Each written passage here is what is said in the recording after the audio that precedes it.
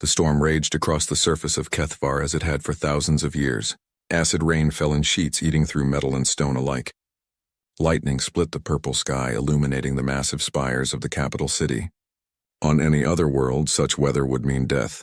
Here it was just another Tuesday.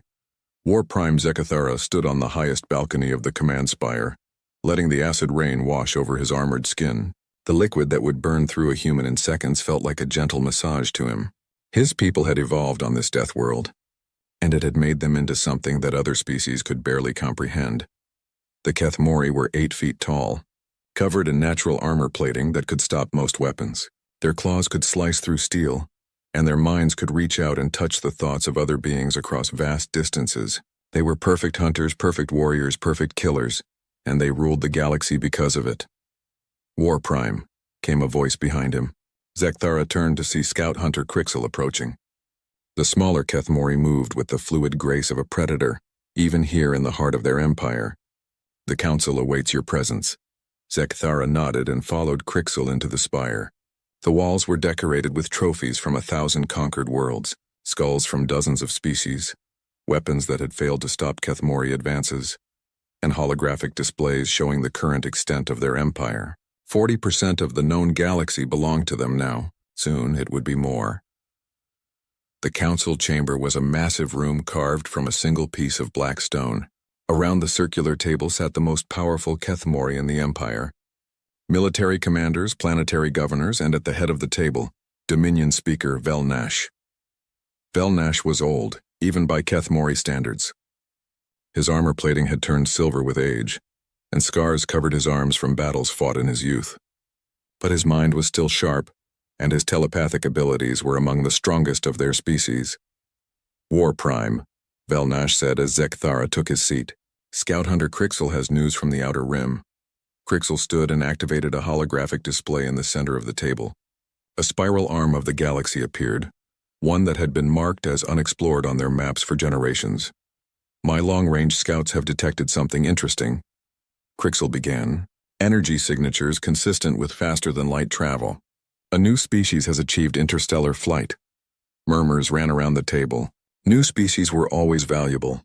They could provide new slaves, new resources, new worlds to add to the empire. What do we know about them? Asked General Mortek, a scarred veteran of the Zephani conquest. Very little, Crixel admitted. They call themselves humans. They appear to be from a single world recently unified. Their technology is primitive compared to ours, but they have achieved FTL capability faster than most species. How fast?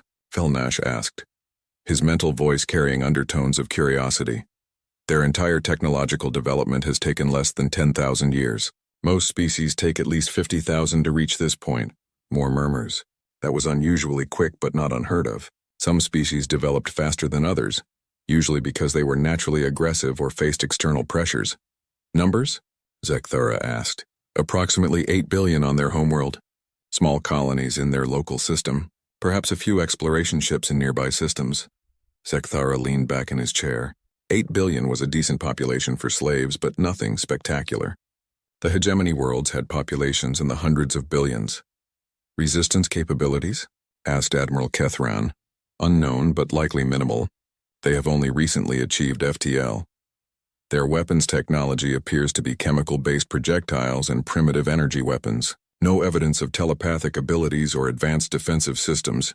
Standard conquest protocol, then, Velnash declared. Admiral Kethran, prepare a subjugation fleet. The usual size should be sufficient. Admiral Kethran nodded. A standard subjugation fleet consisted of 12 dreadnoughts, 40 cruisers, and support vessels. It was a force that had broken the will of every species they had ever encountered. The sight of Kethmori ships appearing in their skies was usually enough to make entire civilizations surrender without a fight. When shall we begin? Kethran asked. Within the month, Velnash decided. This species is young and small. Better to take them now before they spread too far, or develop more advanced weapons.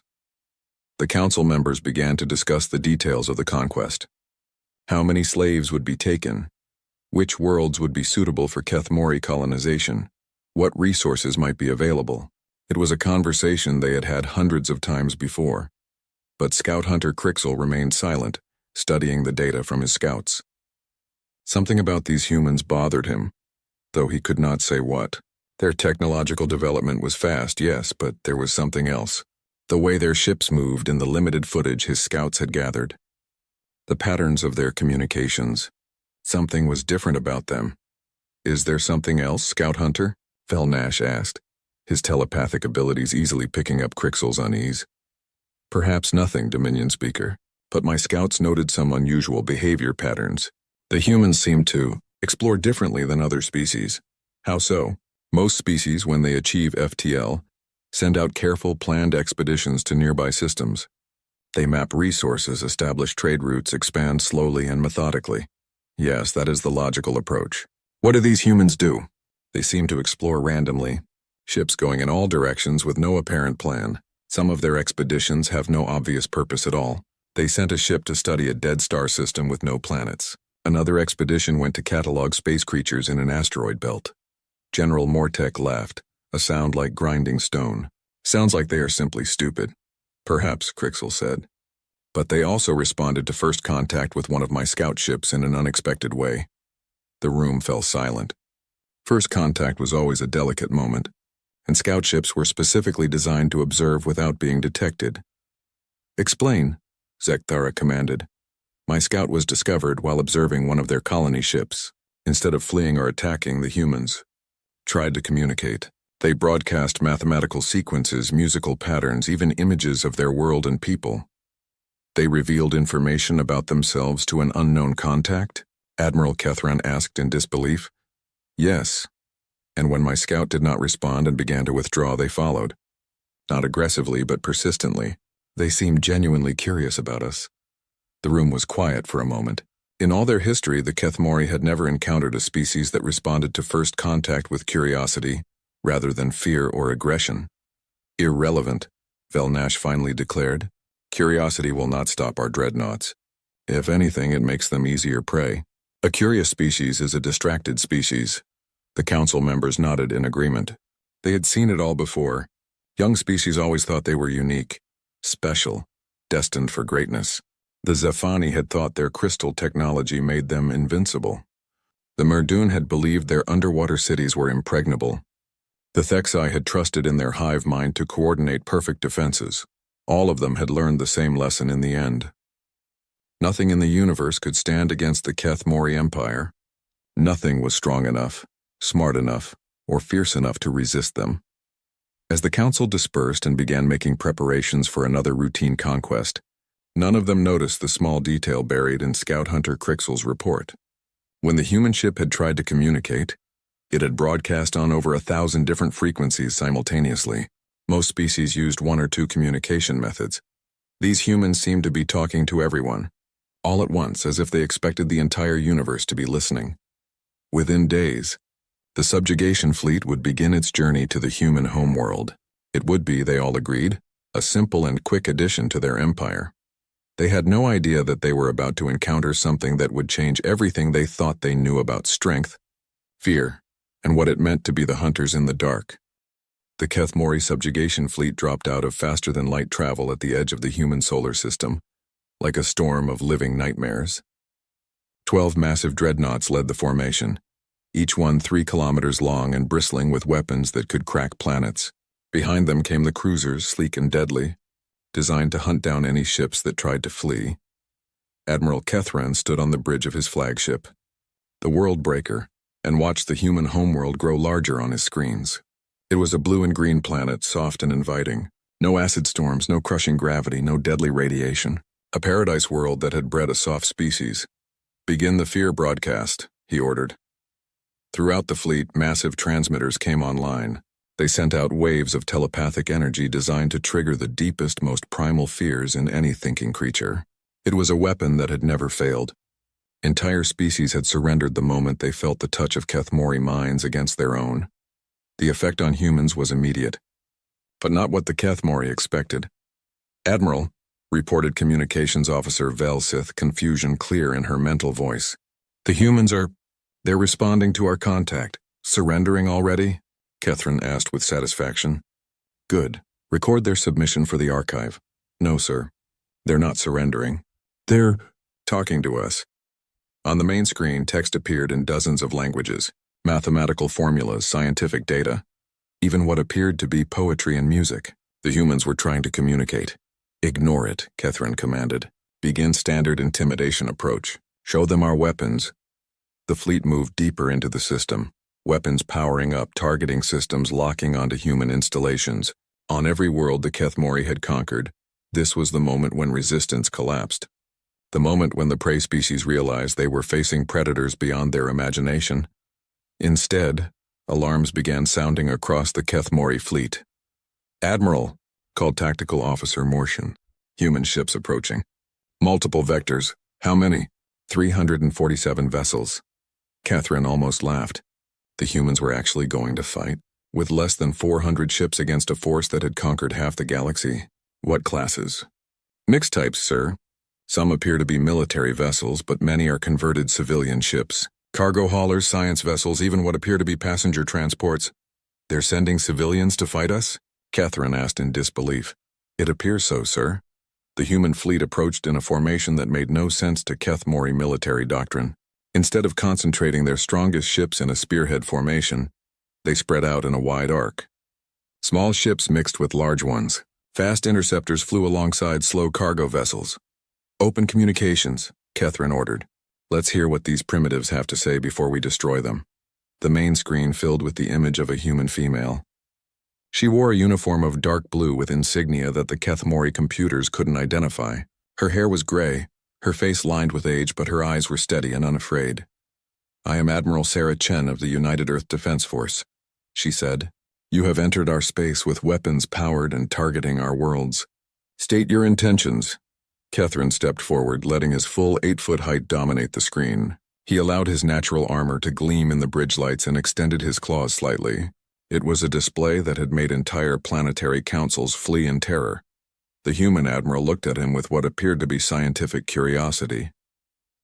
"I am Admiral Kethron of the Kethmori Empire," he said, his voice a low growl that carried undertones of telepathic menace. "Your species will surrender immediately and submit to imperial rule. Resistance will result in total annihilation." Admiral Chen nodded thoughtfully. "I see. Well, Admiral Kethron, I'm afraid I must decline your offer. This system is under the protection of the United Earth Defense Force, and we do not submit to threats." "You do not understand," Kethron said, increasing the telepathic pressure. "We have conquered 400 species across 10,000 years. Your primitive weapons cannot harm us. Surrender now, and some of your kind may be permitted to live as slaves." "Admiral," Chen replied, "you seem like a reasonable being, so I'll be direct with you. We've analyzed your ships during your approach. Your technology is impressive but not insurmountable. More importantly, we've detected your telepathic broadcasts." Catherine felt a flicker of surprise. Most species couldn't even detect telepathic energy, let alone analyze it. "Your fear weapons don't work on humans the way you expect," Chen continued. "We've been studying your transmissions since you entered our space. Fascinating technology, really. But here's the thing about humans, Admiral. We've been afraid of things our entire evolutionary history. Big predators, natural disasters, the dark death itself. Fear is nothing new to us." "You will learn true fear," Catherine snarled. "Perhaps. But fear has never stopped humans from fighting when we needed to. In fact, it usually makes us more dangerous." Catherine cut the communication. "Enough talk. It was time to show these primitives what real power looked like. All ships open fire. Destroy half their fleet. Leave the rest alive to witness their helplessness." The Kethmori dreadnoughts unleashed a barrage that lit up space. Energy beams that could melt asteroids lanced out toward the human fleet. Missiles that carried enough explosive power to level cities streaked through the void. The human response was unlike anything in Kethmori military records. Instead of trying to defend against the overwhelming firepower, the human ships scattered in all directions. Small, fast vessels darted between the energy beams while larger ships used themselves as shields to protect smaller ones. Ships that were hit and crippled didn't retreat. Instead, their crews guided them on collision courses with Kethmori vessels. "Sir," Tactical Officer Mortian called out, "the humans are ramming our ships." "Impossible. No species is that reckless, and sir, I'm reading multiple impacts. The humans are using damaged vessels as weapons." On the tactical display, Catherine watched a human cargo hauler, its hull breached and bleeding atmosphere, slam into the side of a Kethmori cruiser. The explosion took out both ships, but the human vessel had been doomed anyway. They had traded a dying ship for a healthy enemy vessel. Admiral, came another report. We're receiving transmissions from the human ships. They're broadcasting tactical data to each other, in the open. They want us to hear it. What kind of tactical data? Everything, sir. Our weapons patterns, shield frequencies, engine signatures. Every ship that engages us is reporting what they learned to the entire human fleet, Keth. Rand felt something he had never experienced before. Uncertainty. The humans were learning and adapting faster than any species he had ever fought. Each engagement taught them something new, and they shared that knowledge instantly with every other ship in their fleet. The battle continued for 3 hours. When it ended, the human fleet was destroyed. Every ship had been reduced to debris or drifting hulks. But they had taken 47 Kethmori vessels with them, including 2 cruisers and a dreadnought. No species had ever inflicted such casualties on a Kethmori subjugation fleet. Admiral, Communications Officer Velsith reported. We're receiving a final transmission from the human homeworld. Put it through. Admiral Chen appeared on the screen again. This time she was clearly on a planet's surface, standing in what looked like an empty city. Admiral Kethran, she said, by now you've probably discovered that Earth has been evacuated. Our entire population was moved to secure locations the moment we detected your approach. It will not matter, Kethran replied. We will hunt you down wherever you hide. Perhaps you will, Chen agreed. But you should know something about humans, Admiral. We don't just prepare for wars. We prepare for everything. Every disaster, every possible threat, every scenario we can imagine. Your preparations will not save you. Chen smiled, and there was something in that expression that made Kethran's skin crawl. Our children are already among the stars, Admiral. Scattered across 100 worlds you don't know exist, and they've been warned about you. We will find them all. Maybe. But here's what you need to understand about humanity. You've just declared war on a species that has been fighting wars for thousands of years. Wars against nature, against predators, against disease, against each other. We know how to fight, Admiral. We know how to suffer. We know how to endure. The transmission flickered and Chen's image began to fade. More importantly, her voice continued. We know how to learn. Every battle teaches us something new about you. Every defeat makes us stronger. You think you're the hunters, Admiral? But you've never faced prey that hunts back. The transmission ended, leaving the bridge of the world breaker in silence. For the first time in his long career, Admiral Kethran wondered if perhaps they had made a mistake. In the debris field where the human fleet had made its last stand, automated beacons continued broadcasting. Not distress calls, but detailed analysis of Kethmori weapons, tactics, and ship designs.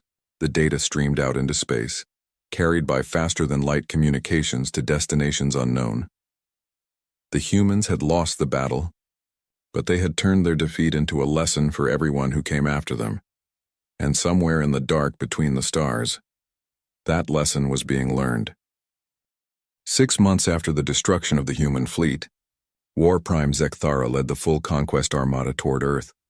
500 ships strong, it was a force that could have reduced entire star systems to rubble. As they approached the blue world that had given birth to humanity, every sensor was focused on detecting the desperate defenses of a broken species.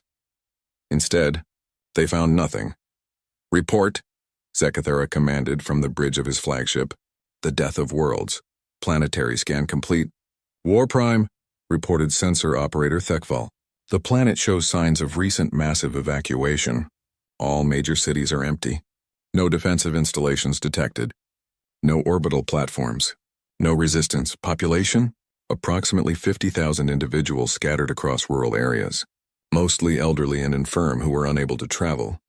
Zekthara stared at the peaceful blue world on his screen. This was wrong. Conquered species always made a final desperate stand at their homeworld. They gathered their remaining forces, fortified their cities, fought to the last breath to protect the world that gave them birth. Humans had simply left. War Prime, came another report. Long-range sensors are detecting human settlements across 47 star systems. They appear to have established colonies throughout this entire region of space. 47 systems in 6 months? Zekthara asked in disbelief. Yes, sir. Our scouts report that they're using modified cargo vessels as colony ships. Fast deployment, minimal infrastructure. They seemed to be spreading as widely as possible rather than building strong, defendable positions. It was the opposite of every military doctrine the Keth-Mori had ever encountered. When faced with a superior enemy, you consolidated your forces, built strong defenses, made them pay for every world they took. You didn't scatter like leaves in the wind. Begin systematic elimination, Zekthara ordered. We'll hunt them down one colony at a time. The campaign that followed was unlike anything in Keth-Mori military history. The first human colony they attacked was called New Geneva. The Keth-Mori fleet arrived expecting to find a hastily built settlement with minimal defenses. Instead, they found a trap. The colonists had spent months preparing. They had studied every scrap of data from the first battle, analyzed every Keth-Mori weapon signature, learned from every tactical mistake. When the Imperial fleet moved in to begin bombardment, hidden weapons platforms opened fire from asteroid fields and dead moons. The humans had learned to fight like Keth-Mori, using stealth and ambush tactics. But they had added something new, sacrifice, war prime, called Tactical Officer Morith. Human ships are ramming our vessels again. Multiple impacts across the fleet. Destroy them all, Zekthara snarled. Sir, they're not trying to escape. They're using their ships as guided missiles. They're targeting our command vessels specifically. On the tactical display, Zekthara watched a human destroyer, its hull cracked in bleeding atmosphere, slam into the bridge section of a Keth-Mori dreadnought. The explosion destroyed both ships, but the human vessel had been doomed from the start. They had traded one dying ship for a command vessel worth 50 times as much. The battle lasted 6 hours. When it ended, New Geneva was a smoking ruin. But the Keth-Mori had lost 30 ships, including 3 command vessels.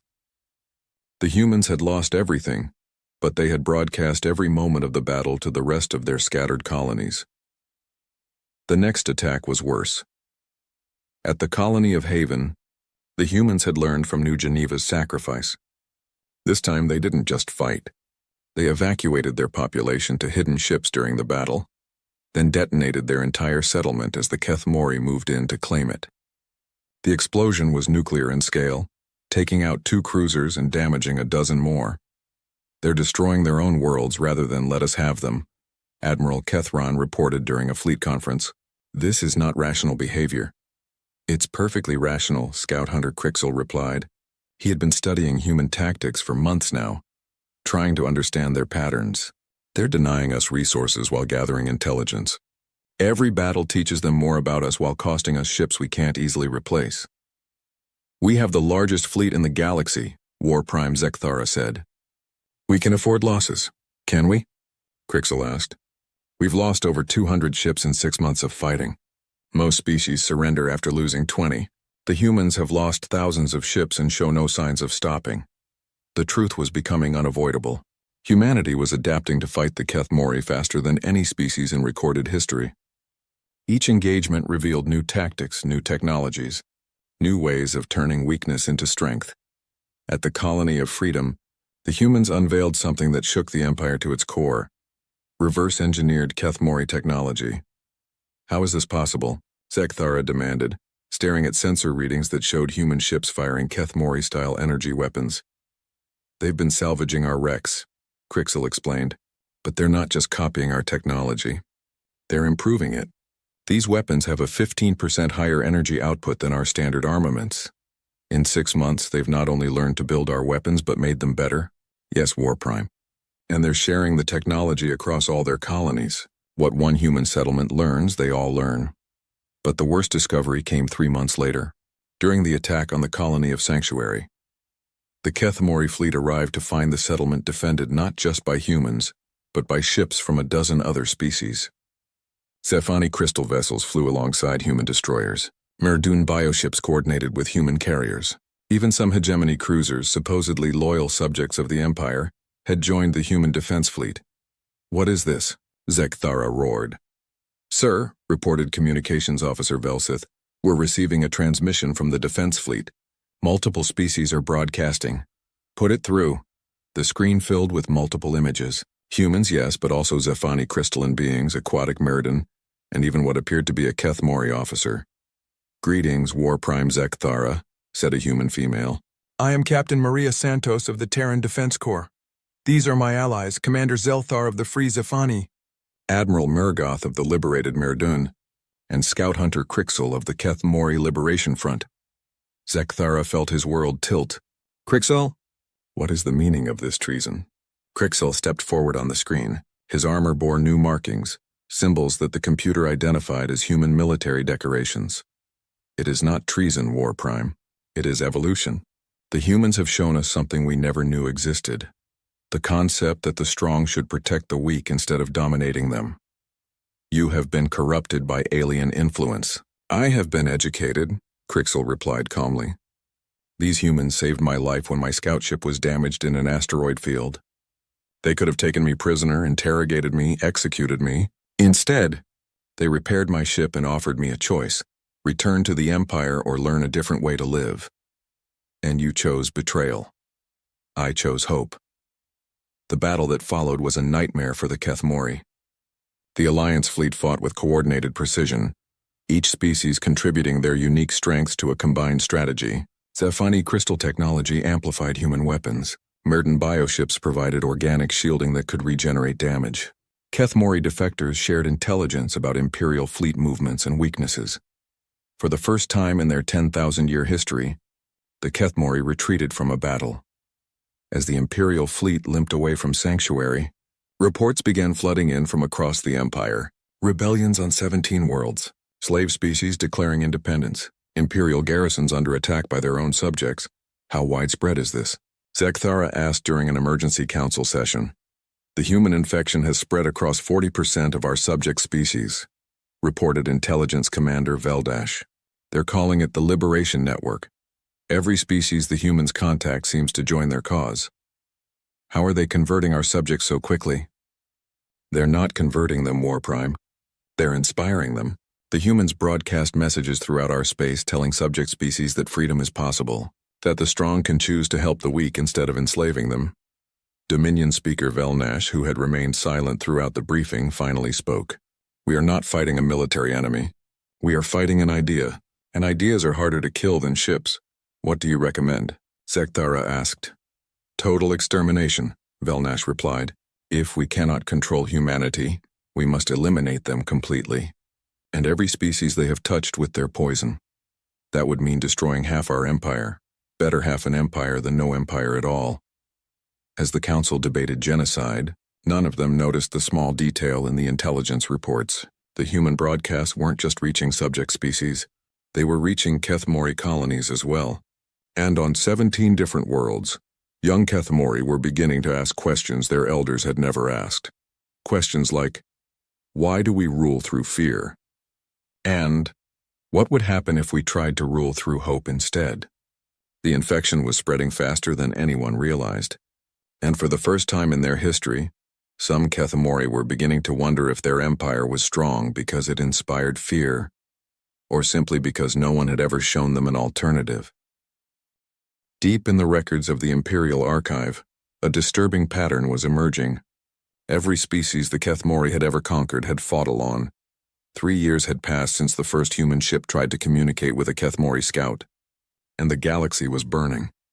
What had begun as a simple conquest had become something the Keth Mori Empire had never faced, a war of ideas. Across 40% of Imperial space, subject species were in open rebellion. Slave worlds declared independence. Tribute fleets never arrived at their destinations. Imperial garrisons found themselves surrounded by populations that had learned a new word from the humans: freedom. In the Imperial capital on Kethvar, Dominion Speaker Velnash stood before a holographic map that showed the extent of the crisis. Red markers indicated worlds in rebellion. Yellow showed systems where Imperial control was weakening. Green marked worlds still loyal to the Empire. There was far too much red and yellow, and the green was shrinking every day. Report, he commanded. General Mortek, scarred veteran of a dozen conquests, stepped forward. His usual confidence was gone, replaced by something that would have been unthinkable 3 years ago: uncertainty. The situation continues to deteriorate, Dominion Speaker. We've lost contact with the hegemony worlds in the outer spiral. The Zephani have declared their independence and are actively fighting alongside human forces. The Merdun have abandoned their tribute obligations and retreated to their deep ocean worlds. What about our own forces? That's More complicated, Mortek hesitated. We've had 17 cases of Kethmori units refusing orders to bombard civilian populations. 12 incidents of crews releasing prisoners instead of executing them. And yesterday the entire 4th Scout Wing defected to join what they're calling the Liberation Alliance. Velnash felt something cold settle in his stomach. Kethmori did not refuse orders. Kethmori did not show mercy to enemies. Kethmori certainly did not defect to join rebellions. How? He asked. The human influence is spreading through our ranks, admitted Intelligence Commander Veldash. They don't use telepathic control or chemical conditioning like other species have tried. They use something far more dangerous. Examples. Explain. Veldash activated a holographic display showing a recent battle report. Last month, the cruiser Bone Crusher was disabled during an engagement with human forces. Standard protocol would be for the humans to destroy the ship or take prisoners for interrogation. Instead, they rescued the entire crew from life support failure, provided medical treatment, and released them with a message. What message? That the strong should protect the weak, not prey upon them. That true strength comes from choosing when not to kill, not from being able to kill everything you encounter. Velnash studied the report in silence. The Bone Crusher incident wasn't isolated. Across the war zone, humans consistently showed mercy to defeated enemies, rescued civilians from combat zones, and treated prisoners with what they called dignity. It was behavior that made no sense from a military perspective, but it was having devastating effects on Kethmori morale. There's more, Veldash continued. The humans have been broadcasting throughout our space. Not propaganda or threats, but stories. Stories? Accounts of their history. Wars they've fought, not for conquest, but to protect others. Disasters they've overcome through cooperation. Times when their strongest leaders chose to help the weak instead of dominating them. On the display, images flashed past. Humans rescuing others from natural disasters. Humans sharing food during famines. Humans building schools and hospitals on worlds that had never known such things. It was a vision of strength used for protection rather than domination. And it was spreading through the Empire like a virus, sir, Veldash added quietly. We've detected these broadcasts being received and retransmitted by 17 of our own worlds. Some Kethmori are beginning to ask why we rule through fear when we could rule through hope. The blasphemy of it struck Velnash like a physical blow. The Kethmori ruled because they were superior. They conquered because it was their nature. They had built the greatest empire in galactic history because they were the apex predators of the universe. But the humans were showing an alternative, and that alternative was proving dangerously attractive. Where is War Prime Zekthara? Velnash asked. Leading the assault on the human stronghold at New Terra, Mortek replied. He's been gone for 2 months. New Terra was the largest human colony, home to nearly 1 billion refugees from Earth and a dozen other worlds. It was the heart of the Liberation Alliance, protected by the most powerful fleet the humans had ever assembled. If Zekthara could break it, the rebellion might collapse, but if he failed... Dominion speaker, came an urgent call from the communications center. Priority transmission from War Prime Zekthara. Put it through. The holographic display shifted to show the bridge of the death of worlds. Zekthara stood at the center, but something was wrong. His armor was scorched, his claws were stained with his own blood, and his eyes held something that had never been there before. Doubt. Dominion speaker, Zekthara said, his mental voice heavy with exhaustion. I must report the failure of the New Terra assault. Define failure. We breached their outer defenses, but the cost was unprecedented. They've developed new weapons, new tactics. Ships that sacrifice themselves to save others. Pilots who ram their fighters into our dreadnoughts without hesitation. They fight not just to win, but to give time for their civilians to escape. Acceptable casualties are expected in war. Velnash, Zekthara said, using the Dominion speaker's name without honorific for the first time in memory. I lost 60% of my fleet. 60%, against a force half our size. And in the end, they escaped. All of them. Every civilian, every non-combatant, every child. They sacrificed their entire fleet to buy time for evacuation ships to reach safety. The bridge fell silent. A 60% loss rate was catastrophic. The Kethmori had never suffered such casualties in any single engagement. But worse than the casualties, Zekthara continued, was what happened afterward. When we moved to secure the colony, we found that they had left behind supplies, medical equipment, food, even entertainment materials. And a message. What kind of message? An invitation. They invited us to join their alliance. They said that any Kethemori who wanted to learn a different way of living would be welcome among them. They offered to teach us how to use our strength to protect instead of dominate. Velnash felt his worldview cracking like ice under pressure. And 47 of my crew requested transfer to the human fleet. The admission hung in the air like a death sentence. Kethemori warriors, elite soldiers of the greatest empire in galactic history, had chosen to join their enemies rather than continue fighting them. Sir, came another voice from the communications center. We're receiving multiple priority signals from across the empire. Rebellions have broken out on 39 worlds in the last hour. The governors are requesting immediate military assistance. Velnash looked at the tactical display. Red markers were spreading across the map like a plague. Each one represented a world where the human idea of cooperative strength had taken hold. Each one was a piece of the empire choosing hope over fear. Sir, came yet another report. Long-range scanners are detecting a massive fleet movement in the liberated territories. Intelligence estimates put it at over 2,000 ships. Multiple species all flying human liberation symbols. Destination? Unknown, but their course suggests they're heading for the core worlds. The core worlds. The heart of the Kethemori Empire. Worlds that had been under imperial control for thousands of years. That had never known anything but Kethemori rule. If the Liberation Alliance reached the core worlds, if they brought their message of hope and cooperation to populations that had never imagined an alternative to imperial domination, the empire would not survive. Velnash, came Zekthara's voice from the display. I need to tell you something else. Something I discovered during the New Terra assault. Report. The humans didn't just evacuate their own people. They evacuated 17,000 Kethemori civilians who had been living on the colony world. Families of defectors, refugees from our own empire who had joined them seeking a different life. That's impossible. No Kethemori would. They did. And when I interrogated the prisoners we took, they told me why. They said the humans had shown them that they could be strong without being cruel. That they could protect their children without teaching them to prey on others. Velnash stared at the tactical display, watching red markers multiply across the map. For 10,000 years, the Kethemori Empire had been built on a simple principle. The strong dominated the weak because that was the natural order of the universe. But humanity had introduced a different principle. The strong protected the weak because that was the right thing to do. And that simple difference was destroying everything the Kethemori had built. War Prime, Velnash said finally. Return to the capital. We need to consider alternatives. What kind of alternatives?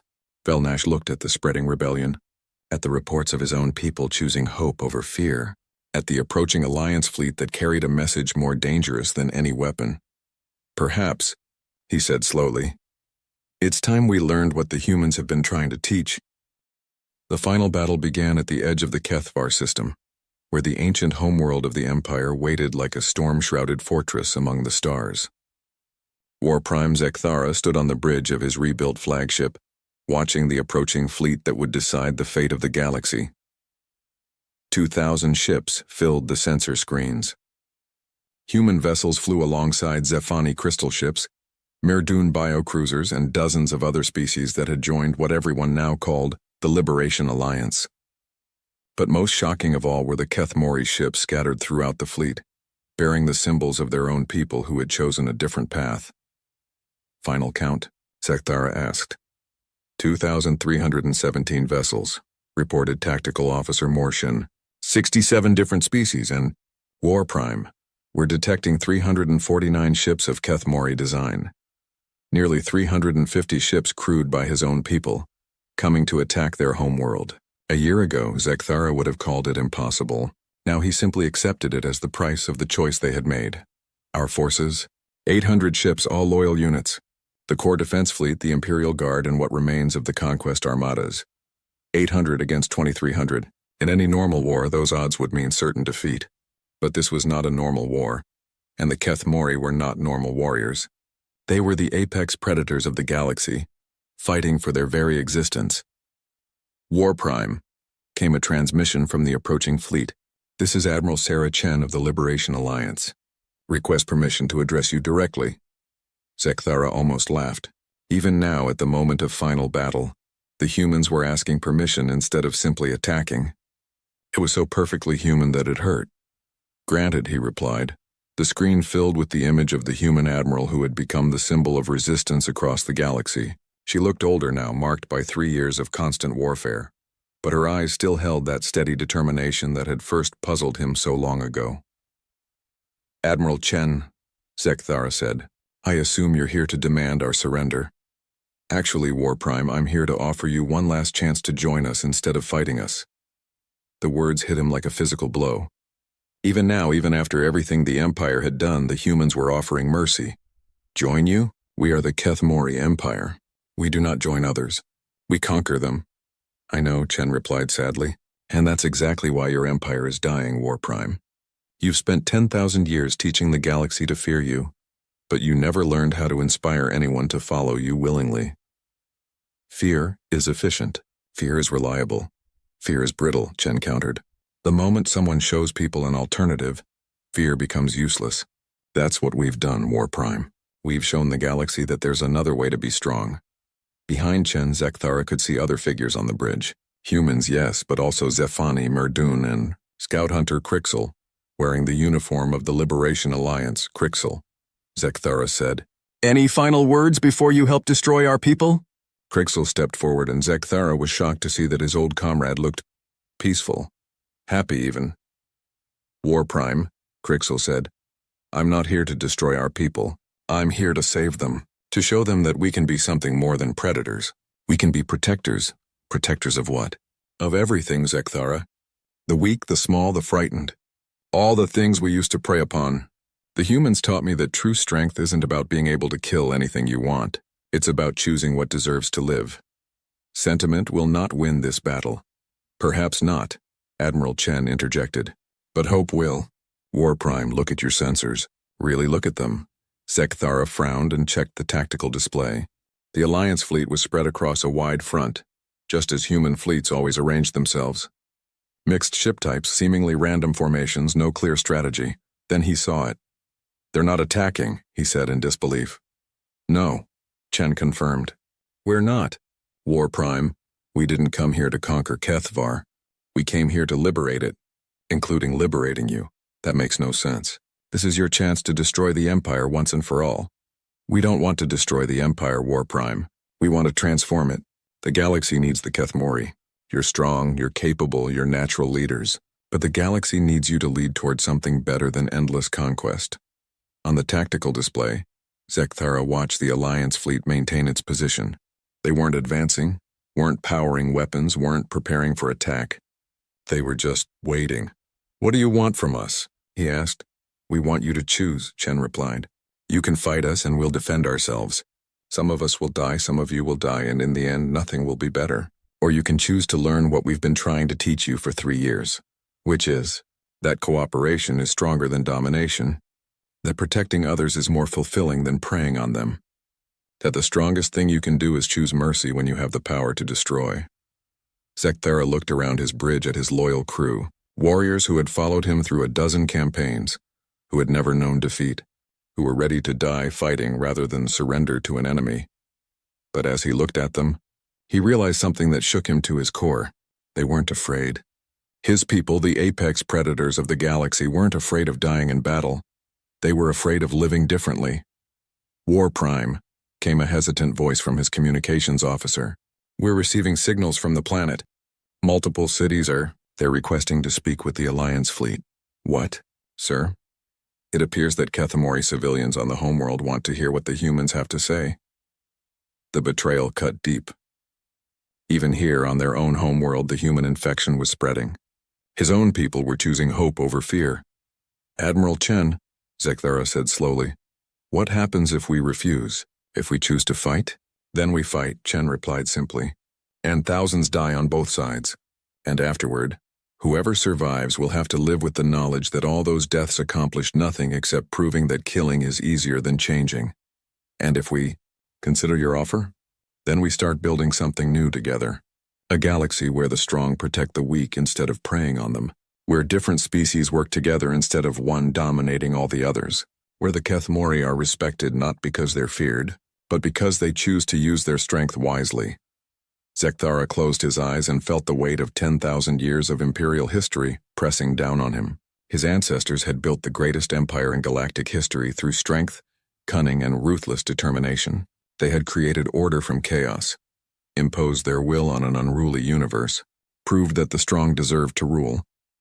But they had also created a galaxy where billions lived in fear, where entire species existed only to serve Kethmori interests, where the only peace was the peace of submission. War Prime, came Crixel's voice from the screen. I know what you're thinking. I had the same thoughts when the humans first showed me kindness instead of killing me. You're thinking that everything we are, everything we've built depends on being the predators, doesn't it? No, Crixel said firmly. Everything we are depends on being strong enough to choose our own path. For 10,000 years, we chose the path of conquest because we thought it was the only way to be strong. But the humans showed us another path. One where we're still strong, still leaders, still important, but where we lead others toward hope instead of driving them toward fear.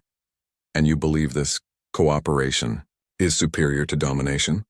I know it is, Crixel replied, because I've lived both ways now, and the second way is better.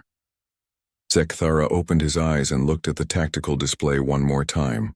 2,000 ships waiting patiently for his decision. Ships filled with beings from across the galaxy, former enemies and former slaves, all united by a simple idea, that the strong should protect the weak.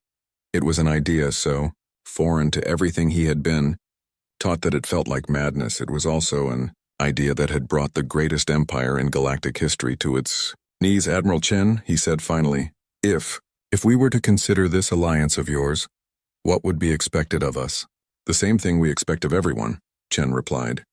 To protect those who can't protect themselves. To share your strength instead of hoarding it. To choose hope over fear whenever possible. And our empire would become something new. A confederation instead of an empire. A cooperation instead of a conquest. Led by beings who choose to serve others instead of ruling them. Zekthara looked around his bridge one more time. His crew watched him with expressions he had never seen before. Not fear, not anger, but curiosity. They wanted to know what this new way of living might be like. All ships, he said into his communication system, stand down weapons. Prepare for diplomatic contact. On the screen, Admiral Chen smiled. Welcome to the Liberation Alliance, War Prime. Now let's start building something better. As the fleets moved together in space above Kethvar, something unprecedented happened. For the first time in galactic history, apex predators chose to become protectors instead of hunters. And the universe held its breath to see what they might build together. Thank you for watching and comment for next part. The massive alien ships appeared around Earth's orbital station like dark clouds before a storm. Ambassador Zethikar stood on the bridge of his flagship, watching the small blue planet through the viewing window. His 4 arms were crossed in what humans would recognize as annoyance, though they had no way of knowing this. Such a small world, he muttered to his aide. Hard to believe these creatures have caused so much trouble. The trouble had started 200 years ago, when humans first developed faster-than-light travel. The Galaxy Council had watched with mild interest as the young species took their first steps into space. Most new civilizations were cautious, taking centuries to establish even a few nearby colonies. Humans were different. They spread like wildfire across the galaxy, establishing colonies on 50 worlds in just 2 centuries. This rapid expansion worried the Council. For 3,000 years they had maintained perfect order across the galaxy. 12 ancient species ruled together, keeping newer civilizations under strict control. Every species that joined galactic society followed the same pattern. They were given a choice between peaceful submission or total destruction. None had ever chosen destruction. Zethkar's communicator buzzed. Ambassador, the human orbital station is requesting permission to dock a shuttle with our ship. Denied, Zethkar replied. We are not here for pleasantries. Open a channel to their leadership. The main screen flickered to life, showing the interior of what appeared to be a government building on Earth's moon. A middle-aged human woman sat behind a simple desk, her hands folded calmly. She had short gray hair and wore a plain blue uniform. Most importantly, she was smiling. Greetings, she said in accented but clear galactic standard language. I am President Chen Wei of the United Earth Government. Welcome to human space. I hope your journey was comfortable. Zethkar blinked his large eyes in confusion. This was not the response he expected. I am Ambassador Zethkar of the Galactic Council. I bring a message from the 12 ruling species of this galaxy. How exciting, President Chen replied, her smile growing wider. We've been looking forward to formal contact with the Council. Would you like some tea while we talk? I have some excellent jasmine tea from Earth, the ambassador's aide whispered urgently in his ear. But Zethkar waved him away. This human was either very brave or very foolish. I am not here for refreshments. I bring an ultimatum from the Galaxy Council. An ultimatum? President Chen leaned forward with apparent interest. How fascinating. Please, continue. Zethkar activated his official recording device and began reading from the formal declaration. By order of the Galaxy Council, representing the 12 ancient and noble species who rule this galaxy, humanity is commanded to surrender all military forces, submit to Council oversight, and accept protective custody status. You have 72 standard hours to comply. Failure to surrender will result in the complete elimination of your species. He expected fear, panic, or at least some sign of distress. Instead, President Chen nodded thoughtfully as if he had just given her a weather report. I see, she said after a moment. And this ultimatum, is it negotiable? There are no negotiations, Zethkar replied firmly. The Council has spoken. Your species has expanded too rapidly and represents a threat to galactic stability. You will submit or be destroyed. President Chen tapped her fingers on the desk, still maintaining that strange smile. May I ask what other species have chosen when given this ultimatum? All have chosen wisely, Zethkar said with pride. Every civilization recognizes the futility of opposing the Council's might. Your species numbers only 10 billion across 50 worlds. The Council commands trillions across thousands of systems. Impressive numbers, President Chen agreed. Tell me, Ambassador, have you ever been to Earth? The question caught Zethkar off guard. I have no need to visit primitive worlds. Oh, but Earth is quite lovely this time of year. The cherry blossoms are blooming in Japan, and the autumn colors are starting in North America. You really should visit sometime. She paused, then added, after we finish our business here, of course. Zethkar's aide was frantically checking his instruments. He leaned over and whispered, Sir, our sensors show massive energy spikes across all human colonies. They appear to be powering up weapon systems. The ambassador felt a moment of satisfaction. Finally, a normal response. President Chen, our sensors indicate your military is mobilizing. This is pointless. Stand down your forces immediately. President Chen glanced at something off-screen, then looked back at the camera. Oh, that. Yes, we're just running some routine drills. Nothing to worry about. Her smile never wavered. Routine drills? Zethkar's voice rose in pitch. You have been given an ultimatum by the most powerful force in the galaxy, and you call military preparations routine drills? Well, yes, President Chen said calmly. We believe in being prepared. It's a human trait, you might say. Always ready for unexpected situations. The ambassador studied her face carefully. In 3,000 years of Council history, no species had ever responded to the ultimatum with such cheerfulness. Something was wrong here, but he could not identify what it was. You do understand the consequences of defiance? He asked slowly. Your entire species will be eliminated. Your colonies will be destroyed. Your homeworld will be reduced to ash. President Chen nodded seriously, though the smile remained. I understand perfectly, Ambassador. And I appreciate you taking the time to explain the situation so clearly. It's very thoughtful of you. Zethkar felt a growing sense of unease. This conversation was not following any pattern he recognized. Then you will surrender? Oh, we'll need to discuss it, of course, President Chen replied. 72 hours should be enough time for proper consideration. In the meantime, are you sure you won't reconsider that tea? I could have some sent up to your ship, along with some cookies. My grandmother's recipe. I do not drink tea, Zethkar said stiffly. Coffee, then? Or perhaps something stronger? I understand the stress of official duties. President Chen's expression remained pleasant and concerned. You're welcome to send down a cultural exchange team. We'd be delighted to show your people around. Luna City has some wonderful museums. The ambassador closed the communication channel with more force than necessary. He turned to his aide, all four arms gesturing in agitation. In 3,000 years of Council history, he said slowly, no species has ever invited us for tea after receiving an ultimatum of destruction.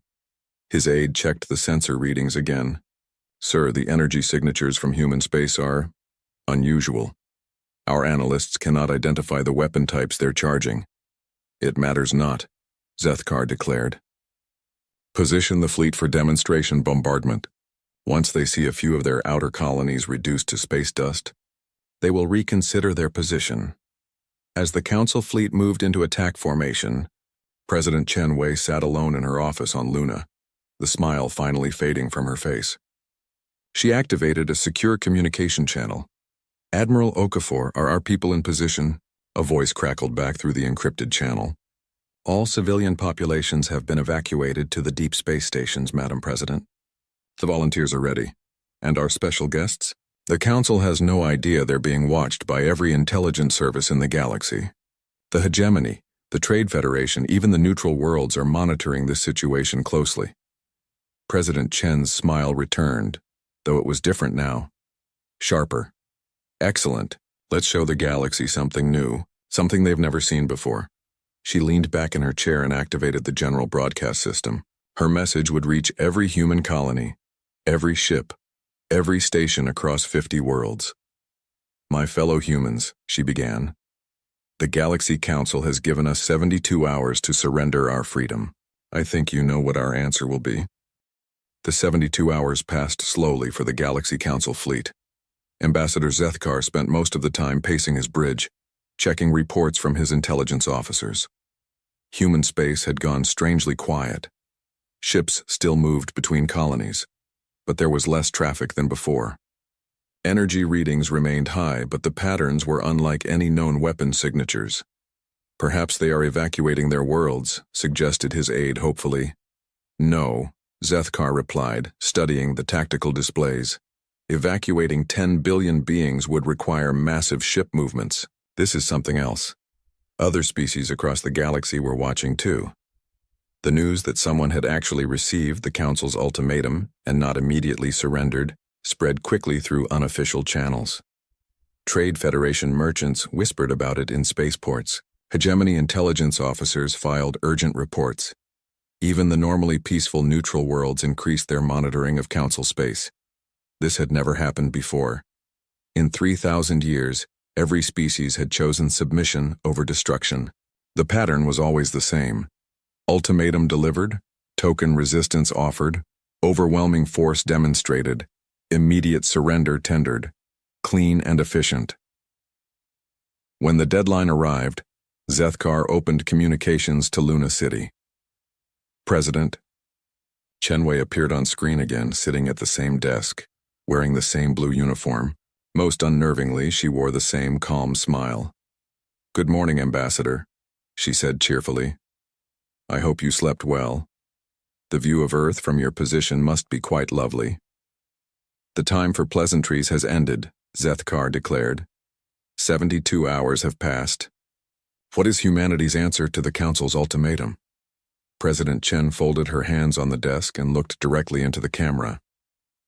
"After careful consideration and extensive consultation with our people across 50 worlds, humanity's answer is this. Thank you for your generous offer, but we'll have to politely decline." The bridge of Zethkar's flagship fell completely silent. His aide dropped the datapad he was holding. Several junior officers stopped working to stare at the screen. "We're quite happy managing our own affairs," President Chen continued pleasantly. "However, we'd love to discuss a proper trade and cultural exchange agreement if you're interested. I still have that jasmine tea if you'd like to try it." Zethkar found his voice after several long moments. "You refuse?" "We prefer the term politely decline," President Chen corrected. "Refuse sounds so hostile, and we're not hostile people. We simply value our independence. Surely you can understand that." "You cannot be serious," Zethkar sputtered. "Do you not comprehend what you have done? No species in galactic history has ever refused the Council's ultimatum." "Really?" President Chen seemed genuinely interested. "How fascinating." "Well, there's a first time for everything, isn't there? We humans have always been fond of making history." The ambassador activated his threat assessment protocols, reading directly from the official manual. "Your refusal means the immediate implementation of punitive measures. Your species will be eliminated. Your worlds will be destroyed. Your very existence will be erased from galactic records." President Chen nodded thoughtfully. I understand that's your traditional approach, Ambassador. But I think you may be misunderstanding something fundamental about humanity. And what is that? Zethkar demanded. Her smile grew wider, and for the first time the ambassador noticed it did not reach her eyes. There was something else there now, something that made his four stomachs clench with unease. We don't surrender, Ambassador. We adapt, we overcome, and we smile while doing it. Your move. The communication ended. Zethkar stared at the blank screen for a full minute before turning to his tactical officer. Begin the demonstration bombardment. Target the mining colony on Kepler 442b. One orbital strike should be sufficient to encourage reason. The Council fleet moved into attack formation. 12 massive dreadnoughts, each carrying enough firepower to crack a planet's surface, aligned their weapons toward human space. Support. Ships took positions for the follow-up assault that would surely come after humanity saw their power and surrendered. But as they approached their target, something strange happened. The mining colony on Kepler 442b simply disappeared. Sensor error, the tactical officer reported, frantically checking his instruments. The colony was there, now it shows empty space. Impossible, Zethkar snapped. Recheck your readings. Sir, I'm reading vacuum where there should be a colony of 50,000 humans and full mining infrastructure. It's as if they just vanished. Zethkar moved to the tactical station himself. The readings were clear. Where satellite images had shown a thriving mining operation just hours before, there was now nothing but empty space and the rocky surface of the planet below. Check the other colonies, he ordered. One by one, the reports came back. Colony after colony showed the same impossible result. Buildings, infrastructure, defensive platforms all gone. Not destroyed, not abandoned, simply not there anymore. How is this possible? Zethkar's aide whispered. Before anyone could answer, the communication system activated without authorization. President Chen Wei's face appeared on every screen aboard every ship in the Council fleet simultaneously. Hello again, Ambassador, she said, her voice coming from speakers throughout the ships. I hope you're not too disappointed about the colonies. We thought it would be rude to make you destroy empty buildings. How are you accessing our communications? Zethkar demanded. Oh, we've had people monitoring your systems for quite some time, President Chen replied casually. Very impressive technology, by the way. We've learned a great deal from studying it. The ambassador felt cold fear creeping up his spine. Where are your colonists? Safe, President Chen said simply. Did you really think we'd leave our people defenseless when we knew you were coming? We've been preparing for this conversation for 50 years, Ambassador. Preparing how? President Chen's expression became almost maternal, like a teacher explaining something to a slow student. The Galaxy Council has a very predictable pattern, Ambassador. Ultimatum, demonstration of force, submission. We studied your methods carefully. Every species that joined galactic society followed the same path. Every species except one. What species? Zethkar asked, though part of him already knew the answer. Ours, President Chen said with pride. We decided to try something different, something that's never been attempted in the 3,000 years of Council rule. And what is that? Her smile returned to its full brightness. We decided to say no and mean it. Alarm klaxons suddenly started wailing throughout the Council fleet. The tactical officer shouted over the noise, Sir, we're detecting massive energy signatures throughout the system. Unknown contacts appearing on all vectors. On the main screen, space began to shimmer and warp. Ship after ship materialized from what seemed like empty void. They were human vessels, but unlike any the Council had seen before. Sleek, fast, and bristling with weapons that defied identification. You see, Ambassador, President Chen's voice continued calmly over the chaos. While you were busy ruling, through fear for 3,000 years we were busy learning. Learning about your technology, your tactics, your weaknesses, and most importantly, learning how to hide until we were ready to introduce ourselves properly. Admiral Sarah Okafor's voice replaced President Chen's on the communication channel. She was a tall woman with steel gray hair and the bearing of someone who had spent her life in space. Galaxy Council Fleet, this is Admiral Okafor of the United Human Defense Force. You are now completely surrounded. I'm sure your sensors have confirmed that we outnumber your fleet 3-1. Zethkar checked his tactical display. It was true. Human ships had appeared everywhere, emerging from asteroid fields, nebulae, and seemingly empty space itself. How had they hidden so many vessels? However, Admiral Okafor continued, we're not here to start a war. We're here to finish one before it begins. Council ships, you are free to leave human space at any time. We will not fire unless fired upon. This is impossible, Zethkar whispered. How did they hide an entire fleet? President Chen's face reappeared on screen. Oh, that's not our fleet, Ambassador. That's just our local defense force. Our real fleet is elsewhere. Where? President Chen's smile became almost mischievous. Let's just say they're making some new friends. The galaxy is full of species who've been waiting a very long time for someone to say no to the Council. Apparently, we're not the only ones who value independence. The communication ended, leaving the Council fleet surrounded by human ships and facing an impossible choice: retreat or fight a battle they couldn't win against an enemy they didn't understand. For the first time in 3,000 years, the Galaxy Council had encountered something they had never planned for: a species that refused to be afraid. Ambassador Zethkar had two choices: retreat in shame or fight an impossible battle. His pride as a council representative made the decision for him. All ships attack formation, he ordered. These primitives may have surprised us, but they cannot match 3,000 years of military superiority. The council fleet opened fire first. Massive energy beams lanced through space toward the human ships. Zethkar expected to see the crude human vessels torn apart by weapons that had conquered hundreds of worlds. Instead, he watched in amazement as the human ships simply weren't there anymore. They moved like water, flowing around the energy beams with impossible grace. Some seemed to flicker in and out of existence, appearing and disappearing faster than his targeting systems could track. How are they moving like that? His tactical officer shouted over the sound of weapons fire. Before anyone could answer, the human ships began their counterattack. But it wasn't like any military engagement Zethkar had ever seen. The humans didn't try to destroy the council ships. They disabled them.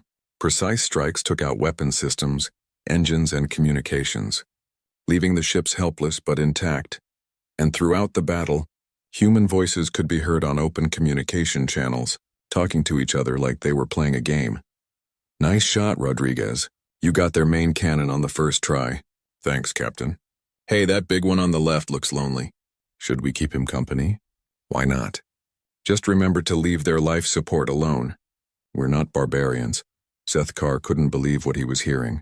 These humans were treating a life-or-death battle like some kind of sporting event. Even worse, they were winning. His flagship shuddered as human weapons struck its engine compartment. Emergency lights flickered on, and his aide reported massive systems failures throughout the ship. Sir, we've lost main engines, weapons control, and long-range communications. But life support and emergency systems are untouched. How is that possible? Zethkar demanded. Our ships are protected by energy shields that have never been penetrated. A new voice answered him. A human voice coming from his own ship's internal communication system. Hello there. Sorry about the rough handling, but you did shoot first. Zethkar spun around looking for the source of the voice. How are you aboard my ship? Oh, we're not aboard your ship, the cheerful human voice replied. We're just borrowing your communication system. Hope you don't mind.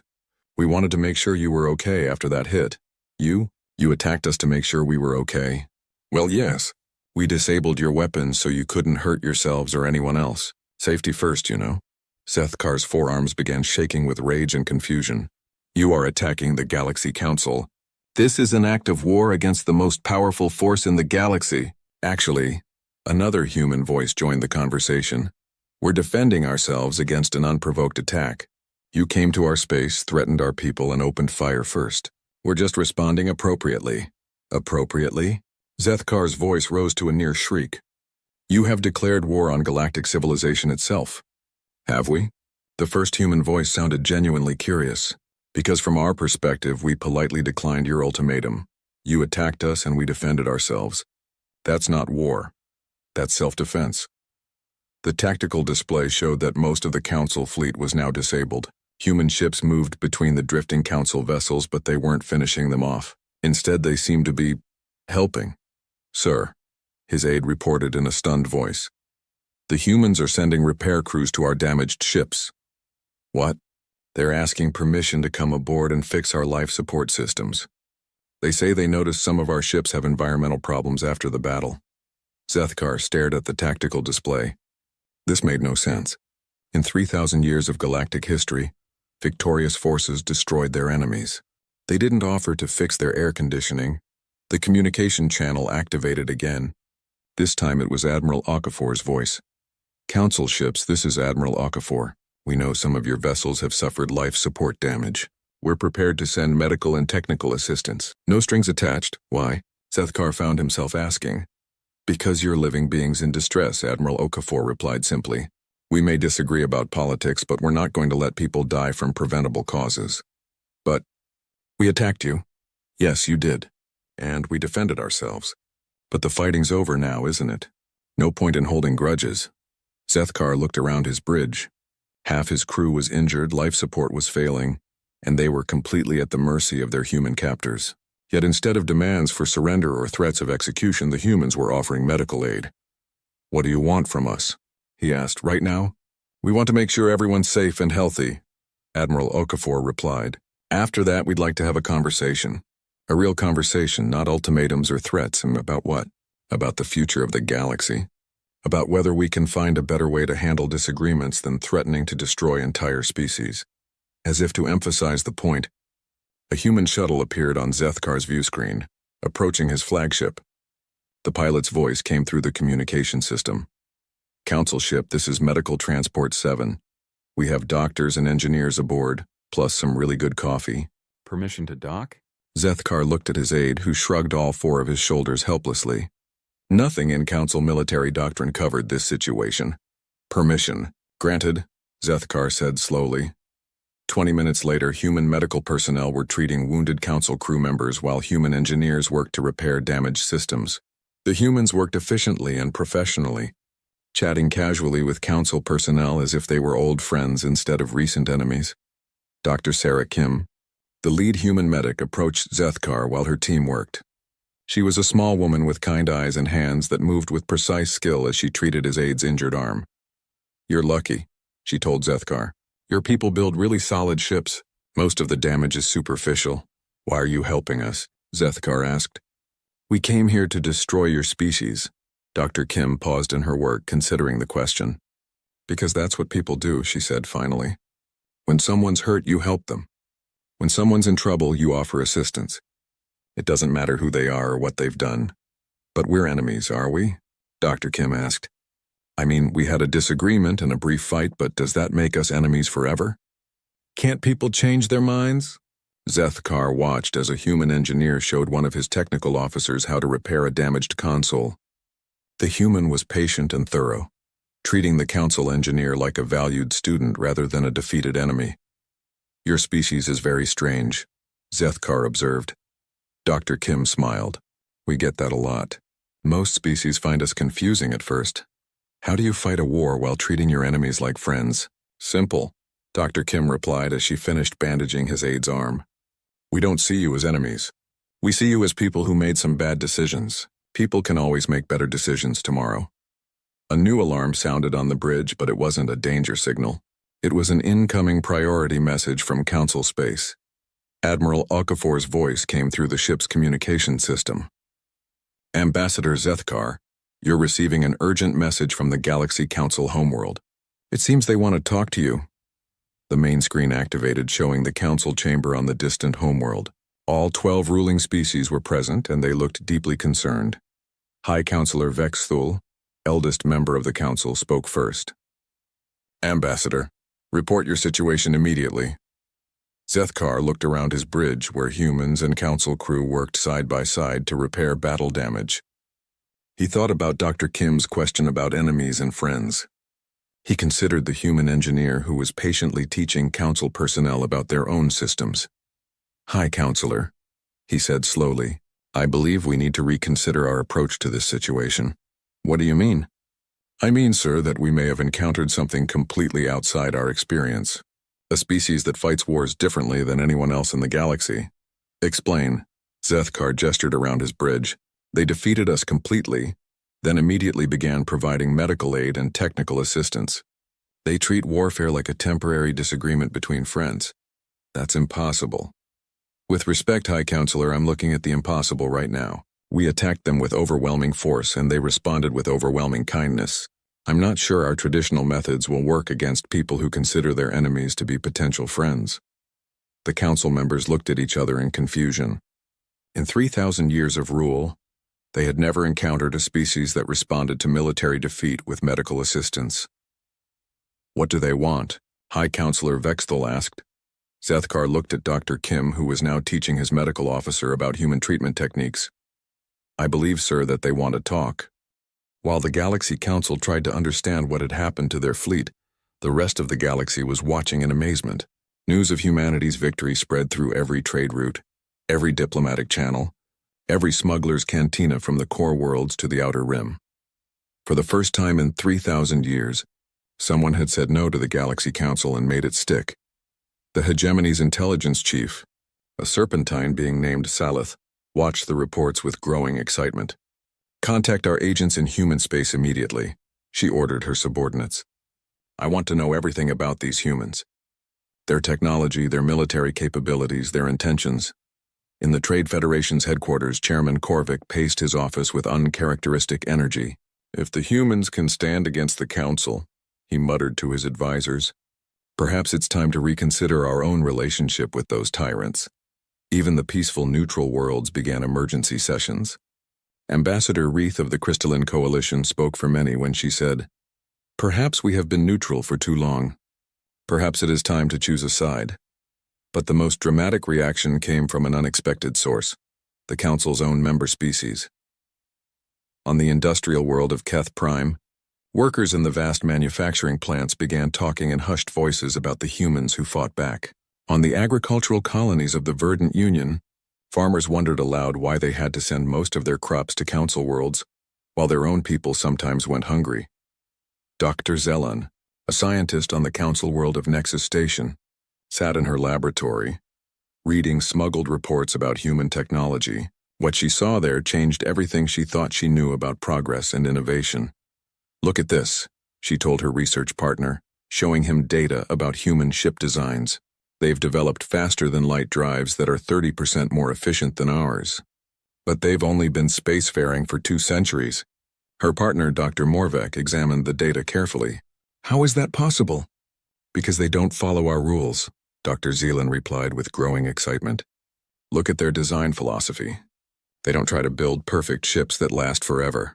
They build good ships quickly, then improve them constantly. They share their innovations freely between colonies instead of keeping trade secrets. That goes against everything the Council teaches about proper technological development. Exactly, and it works better than our system.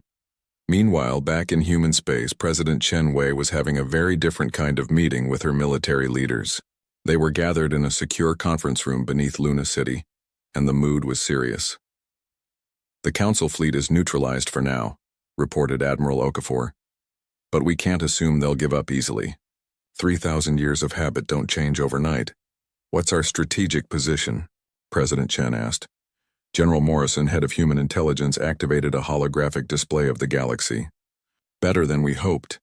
Our agents report that 17 different species have made unofficial contact, wanting to know more about our methods.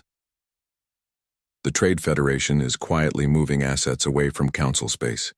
Even some Council member species are showing signs of unrest. Unrest how? Work slowdowns, increased communications between worlds, requests for better trade agreements. Nothing dramatic yet, but the seeds are there. President Chen studied the display thoughtfully. What about our real military assets? The ones the Council doesn't know about yet? Admiral Okafor smiled grimly. Still in position and still undetected. The generation ships have reached their staging areas. The deep space installations are fully operational. If this goes badly, we can evacuate our entire population and continue the fight from mobile platforms. Let's hope it doesn't come to that, President Chen replied. Any word from our diplomatic mission? They arrived at the Council homeworld this morning, reported Foreign Secretary Yamamoto. Security was extensive, but they were allowed to dock and are requesting formal audience with the High Council. President Chen raised an eyebrow. They actually agreed to meet. Apparently, our little demonstration convinced them that we're worth talking to. The diplomatic mission President Chen mentioned was indeed making history at that very moment. Ambassador Helena Torres walked through the corridors of the Galaxy Council's ancient headquarters, flanked by 2 human security officers and surrounded by a dozen council guards. The building was impressive, massive halls filled with art and artifacts from thousands of worlds, representing 3 millennia of galactic civilization. But Ambassador Torres noticed something troubling. Everything was old. The art, the technology, even the architecture seemed frozen in time. How long since this building was renovated? She asked her council escort. The alien dignitary looked confused by the question. Renovated? This structure has remained unchanged for 1,500 years. It represents the eternal stability of council rule. I see, Ambassador Torres replied, though privately she wondered how a civilization could remain stable by never changing anything. They entered the main council chamber, a vast circular room with 12 elevated platforms arranged around a central speaking area.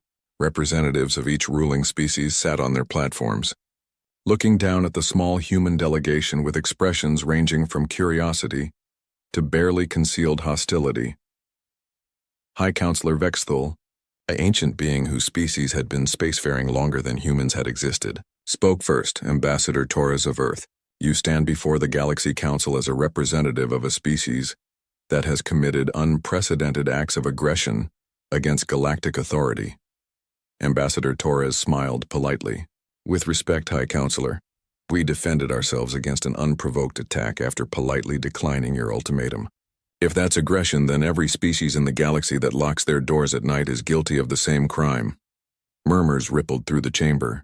No one had ever spoken to the Council with such casual dismissal of their authority. Councillor Kethvar of the Industrial Union leaned forward aggressively. You destroyed a council fleet. Actually, Ambassador Torres replied cheerfully, we disabled a council fleet, then provided medical aid and technical assistance to their crews. Your own reports confirm that council casualties were minimal, and most of those were from accidents during the battle, not deliberate targeting. You refused our lawful command to surrender, declared Councillor Yix of the Agricultural Worlds. True, Ambassador Torres agreed. We did refuse. Just like you would refuse if someone came to your homeworld and demanded you give up your independence. Surely you can understand that. High Counselor Vexthul raised one clawed hand for silence. What do you want, human? Why have you come here? Ambassador Torres activated a portable holographic projector, filling the center of the chamber with images and data. We want to show you something, High Counselors. Something your own people have been documenting for years, but perhaps haven't shared with you. The hologram showed economic data, technological development charts, and population statistics from across council space. The picture they painted was troubling. For the past 1,000 years, Ambassador Torres explained, technological advancement in council space has slowed to nearly zero. Economic growth has stagnated. Even population growth has declined on most worlds. Our civilization is stable, Councillor Vexthul replied stiffly. Your civilization is dying, Ambassador Torres said gently, not from war or disease, but from lack of growth, lack of change, lack of hope for something better. She changed the holographic display to show human space over the past 2 centuries. Compare that to human development. Yes, we've expanded rapidly, but look at what we've built. New technologies, new art forms, new ways of organizing society. We've made mistakes, learned from them, and tried again. That's what living civilizations do. Councillor Morthek of the Scientific Alliance studied the data carefully. These advancement rates? They're impossible. No species develops this quickly. No species under council rule develops this quickly, Ambassador Torres corrected, because council rule discourages the kind of risk-taking and innovation that drives real progress. You speak of chaos, Councillor Yix declared. Without proper control, civilizations destroy themselves. Some do, Ambassador Torres agreed. But some thrive. The question is, do you want to guarantee slow death through stagnation or risk vibrant life through change? She changed the display one more time, showing communication intercepts and intelligence reports from across the galaxy. Right now, 17 different species are reconsidering their relationship with the Council. Trade Federation worlds are quietly organizing alternative supply chains. Even some of your own member species are asking questions they haven't asked in centuries. What questions? High Counselor Vextel asked quietly. Why do we send our best resources to Council worlds while our own people struggle? Why haven't we developed new technologies in 500 years? Why do we need permission from distant bureaucrats to make decisions about our own worlds? The chamber fell silent. These were dangerous questions, the kind that could topple governments and reshape civilizations. What do you propose? Counselor Vexthul finally asked. Ambassador Torres smiled, and for the first time since entering the chamber, it was completely genuine. We propose something that's never been tried in galactic history, she said. We propose that you stop being rulers and start being partners. The council chamber remained silent for nearly a full minute after Ambassador Torres spoke.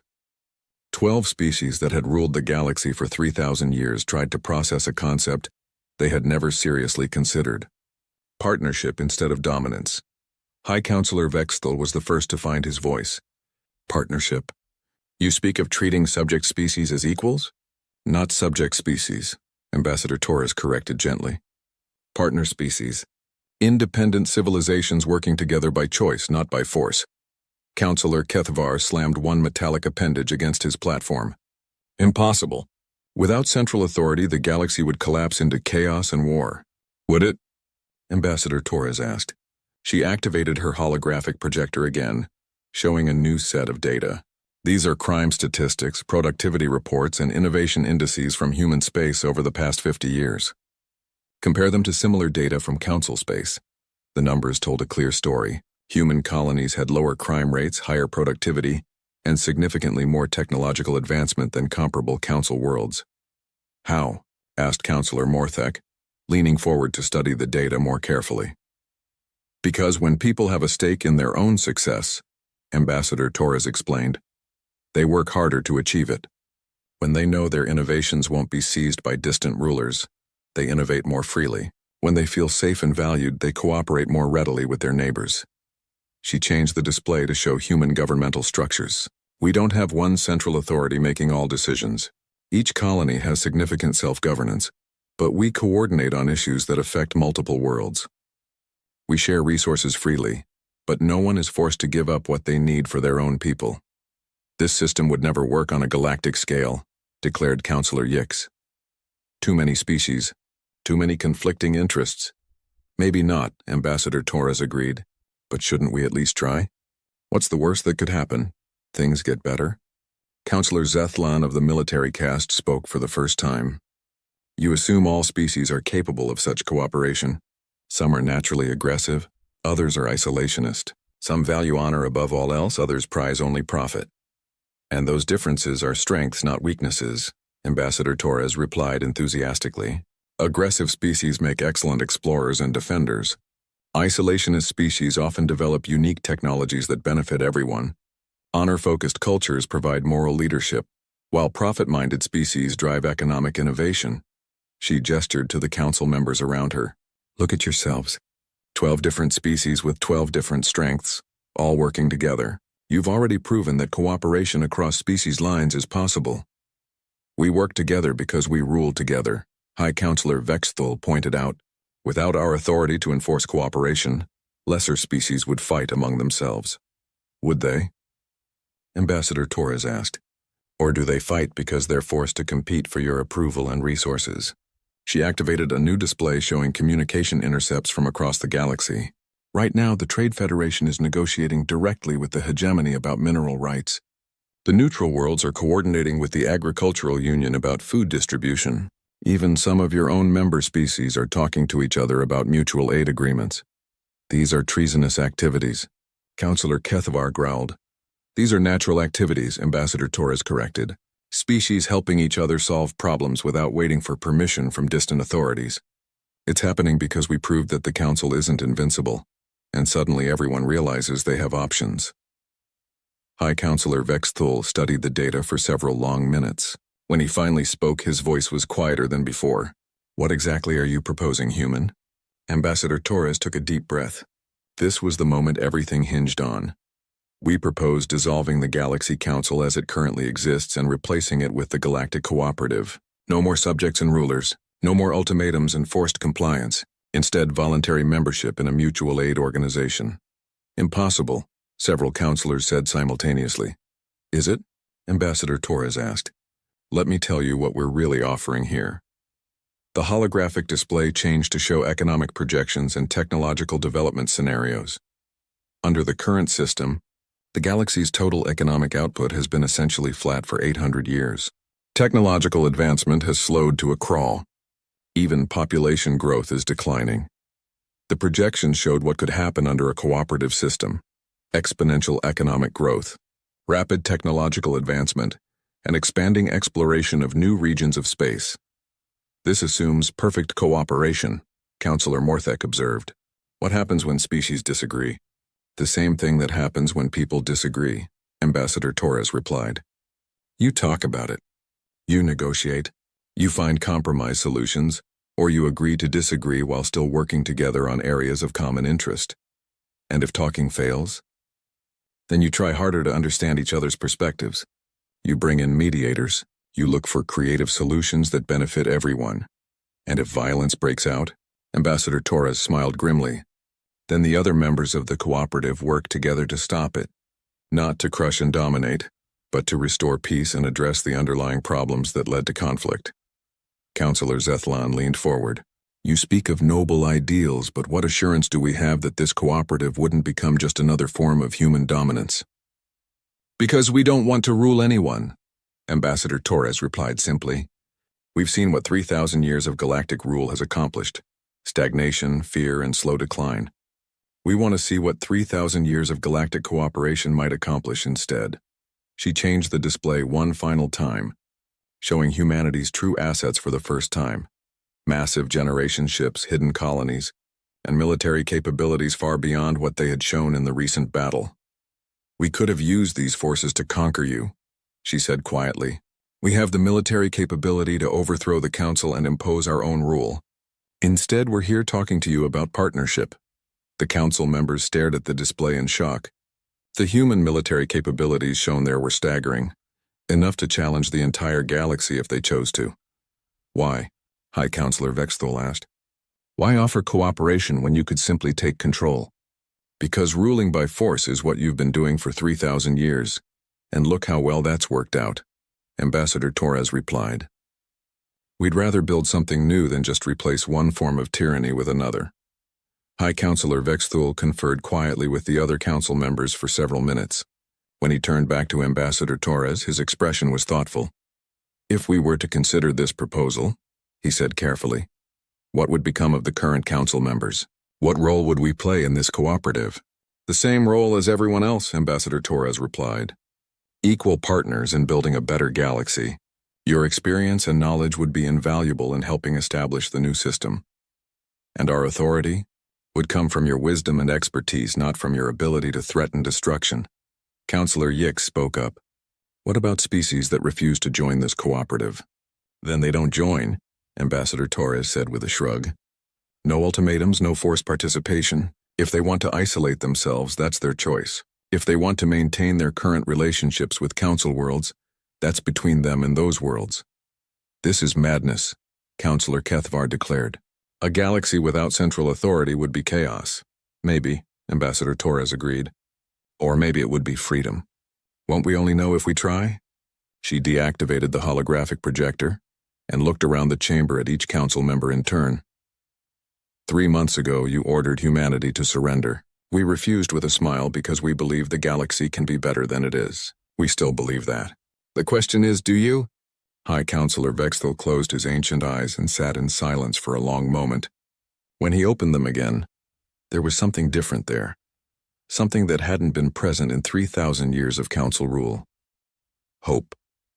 Ambassador Torres, he said slowly, we would like to hear more about this galactic cooperative. 1 year later, President Chen Wei stood in the observation deck of New Geneva Station, watching as construction crews from 12 different species worked together to build the cooperative's first joint research facility. Human engineers worked alongside crystalline architects, while verdant biologists consulted with industrial fabricators about environmental systems. Ambassador Zethkar approached her, moving with the easy confidence of someone who had found new purpose in life. "The quarterly report shows remarkable progress," he told her. "Economic growth is up 40% across former council space. We've had 17 new technological breakthroughs in just the past month." "Any problems?" President Chen asked. "The usual growing pains. The warlike clans are still adjusting to resolving disputes through negotiation rather than combat. The Merchant Federation keeps trying to corner markets until someone reminds them that cooperation benefits everyone more than monopolies. But